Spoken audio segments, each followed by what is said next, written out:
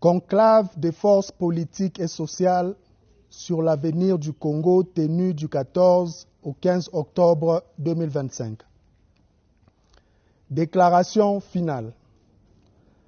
Les forces politiques et sociales de la République démocratique du Congo se sont réunies en conclave sous la présidence de son Excellence Joseph Kabila Kabange, président honoraire de la République démocratique du Congo, du 14 au 15 octobre 2025 dans la ville de Nairobi au Kenya. Elles ont procédé à l'analyse minutieuse de la situation générale du pays et évalué la nécessité de se rassembler pour conjuguer leurs efforts dans le cadre de la résolution de la crise multiforme qui secoue la République démocratique du Congo. Dans ce cadre, elles se sont penchées sur l'ordre du jour ci-après. 1.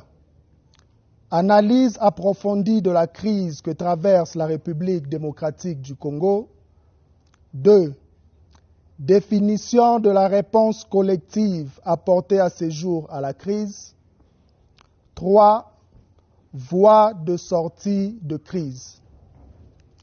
S'agissant du premier point, les participants au conclave ont reconnu l'existence d'une crise profonde et multidimensionnelle. Crise politique et sécuritaire, crise économique, crise sociale, crise de dignité, crise de violence, crise de vision, crise nationale et régionale. Ainsi, sur le plan politique, la double crise de légitimité et de légalité qu'accusent les pouvoirs en place depuis plusieurs années et en particulier depuis les violations intentionnelles et successives de la Constitution et le reniement de l'accord global et inclusif par le pouvoir en place, lesquels avaient permis pourtant la réunification du pays, la réconciliation nationale et l'instauration d'un nouvel ordre politique, ont été à la base de la crise profonde que connaît le pays.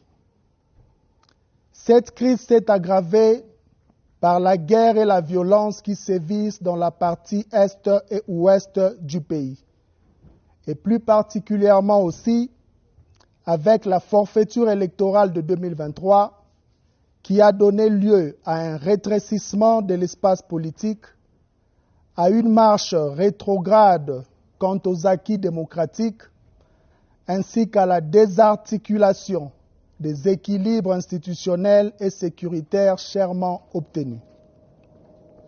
En outre, la volonté du pouvoir d'engager la révision de la Constitution dans un tel contexte fragilise davantage la cohésion nationale, déjà mise à mal par l'absence d'une culture de dialogue et la prolifération d'antivaleurs telles que le tribalisme et l'antagonisme communautaire.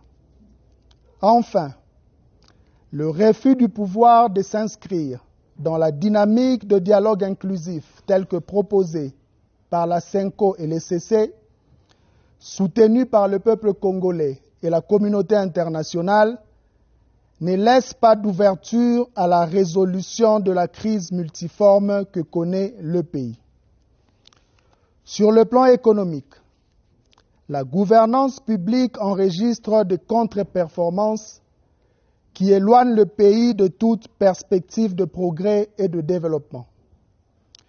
Les participants ont de ces faits déploré l'instabilité du cadre macroéconomique alimenté par des politiques irrationnelles fondées essentiellement sur une propension à la prédation et à la corruption. Plus particulièrement, la gouvernance caractérisée par des finances publiques déficitaires de façon chronique assombrit le quotidien et les perspectives de la République démocratique du Congo, avec pour conséquence d'hypothéquer l'avenir des générations futures.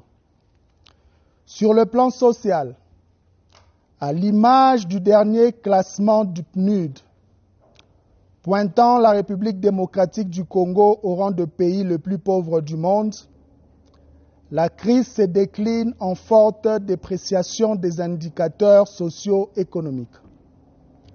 Le quotidien des Congolais est ainsi marqué par une inflation galopante, accompagnée paradoxalement d'une appréciation factice du franc congolais, la rareté des services de base tels que la desserte en eau potable et en électricité, la dévalorisation de l'éducation nationale et les difficultés d'accès aux soins de santé primaires.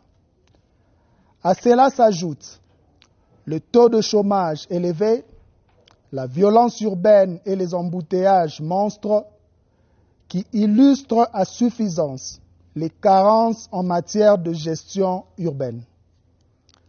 En définitive, les participants notent la détérioration de la situation générale du pays et l'incapacité de M. Félix Tshisekedi Tshilombo, nonobstant sa mainmise sur les leviers du pouvoir, à piloter une quelconque politique publique susceptible de répondre aux besoins pressants de notre population, au point que, dans l'imaginaire collectif, seule son incompétence et son irresponsabilité pourraient expliquer de manière singulière toutes les difficultés que traverse notre pays depuis son avènement en janvier 2019. S'agissant du deuxième point, les participants ont évalué les réponses collectives, réalisé leurs faiblesses et inadéquations avec la gravité de la situation que traverse le pays. S'agissant du troisième point, fort du diagnostic posé avec rigueur, les forces politiques et sociales réunies en conclave sur l'avenir du Congo, 1. Constatent avec gravité la détérioration continue de la situation sécuritaire dans l'Est du pays et ce, en dépit de la tenue des négociations directes à Doha au Qatar entre le gouvernement congolais et le mouvement AFC/M23, lesquelles négociations ont conduit à la signature, le 27 juillet dernier, de la déclaration de principe assortie de plusieurs engagements dont la cessation des hostilités entre parties au conflit, ainsi que le mécanisme de surveillance et de vérification du cessez-le-feu en République démocratique du Congo, signé le 14 octobre 2025. 2. Dénonce avec fermeté la dégradation de la situation sécuritaire dans les provinces de l'Ituri et du Nord Kivu, sous administration militaire dans le cadre de l'état de siège. 3. Expriment leur solidarité et réaffirment leur proximité patriotique à l'endroit de tous les compatriotes victimes de violences de tous ordres dans la partie est de notre pays, dans le Kwango, dans le Kwilu, dans le Mai-Ndombe, ainsi que dans les centres urbains de Kinshasa et du Haut-Katanga. 4. Réitèrent leurs préoccupations quant au contexte politique du pays, marqué notamment par la réinstauration de la dictature, par l'union sacrée convertie en parti unique,